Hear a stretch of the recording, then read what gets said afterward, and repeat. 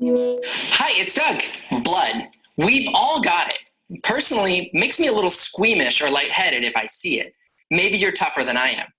I heard, though, that not every living thing has red blood. Some animals, like horseshoe crabs and even different kinds of octopus, have blue-colored blood. There's even a type of lizard that lives on some islands in the southern Pacific Ocean. It was discovered recently that these lizards have green blood. Isn't that weird? Someone named Beckett has a question about blood. Let's give them a call now. Hi, Doug. Hi, Beckett. I have a question for you. Why do we need blood? That's a great question. You might have heard that blood flows inside of something called blood vessels in your body. These are small tubes in your body. You might even be able to see some of them from the outside. All of these blood vessels in your body connect together at the heart. One set of vessels, the arteries, carries blood away from the heart, out toward all the different parts of your body, down to your feet, up to your head, out to your hands, to all of your muscles. Then another set of vessels, the veins, turn around and take that blood back toward the heart. In a way, it's a lot like a racetrack, with blood going out one way, circling around and coming back again, then starting over. But why? Why would there be all these vessels to take blood away from the heart towards all the different parts of your body, then turn around and take it all back to the heart again? What do you think blood does for our body? Okay, so first question, what do you think blood does for our body? Why is it in there? Here's one clue about what blood might be doing for our body. Even though blood vessels are found all throughout your body, by studying the inside of the body, scientists discovered that there's a whole bunch of little blood vessels that connect to the small intestine. That's the tube that food moves through after going through your stomach. It turns out that as your food gets broken down into tiny microscopic nutrients as it's traveling through your stomach and small intestine, those nutrients get soaked up or absorbed into your blood vessels that connect to your small intestine. This is one super important thing that blood does for our body. It carries all the nutrients from the food you've eaten from your intestine away towards all the different parts of your body that need those nutrients.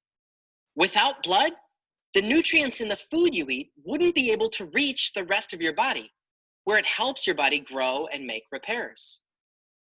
But even though that alone is an incredibly important job, that's not all the blood does. There's even more. One job, especially, is so important that without it, you can't even live longer than a few minutes. Here's a clue. Again, by studying the inside of the body, scientists found out that once the blood comes back to the heart through the veins, there's actually this other side racetrack that it goes on, to these right here. It does a quick stop at these, then it comes back to the heart, then goes on to the body. Do you know what these are? They're the lungs, the inner body parts that are involved in breathing. As you breathe in air, your lungs are taking oxygen out of the air. Just like all the different parts of your body need nutrients from your food, they also need oxygen. Take your muscles in your arms, for example. They need oxygen. They need air in order to be healthy and work properly. But how are they going to get oxygen if they're located inside your arm? The answer is blood.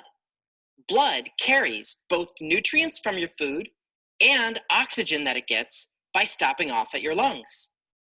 Once the different parts of your body grab the oxygen from the blood, that blood goes back to the heart so that it can go on that side racetrack to the lungs and get more oxygen again.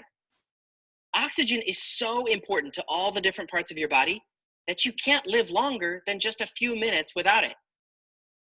Now, one quick thing about this diagram that I've been showing you this whole time. This diagram, and a lot of diagrams showing blood vessels, often show the veins as looking blue. In fact, if you're able to see any of your own veins, Many people describe them as looking kind of bluish. And some people have wondered then, does blood change color? Is the blood that's carrying oxygen out to all the parts of the body, the blood in the arteries, is that blood red, but the blood that's low in oxygen, that's on its way towards the lungs, is that blood blue? Well, it's very easy to think that this might be true, but scientists have found out that the answer is a little more complicated. Blood does change color slightly when it's low on oxygen. It gets a little darker in color. We could say it looks a bit more purplish red. This partly explains why some people describe veins as looking more bluish in color. But it's not actually blue, it's dark purplish red. That's all for this week's question. Thanks, Beckett, for asking it.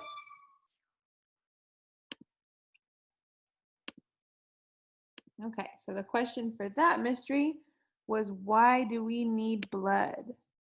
Okay, so that first discussion question is the name of our mystery. So why do we need blood? What did Doug say is the reason why we need blood in our body? The second question has two parts.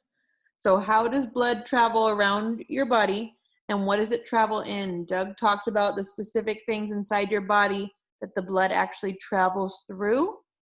And then last question is, what do you think blood does for our body? So why do we have that blood in there? What do you think it's doing for us? Okay, see you for the next mystery.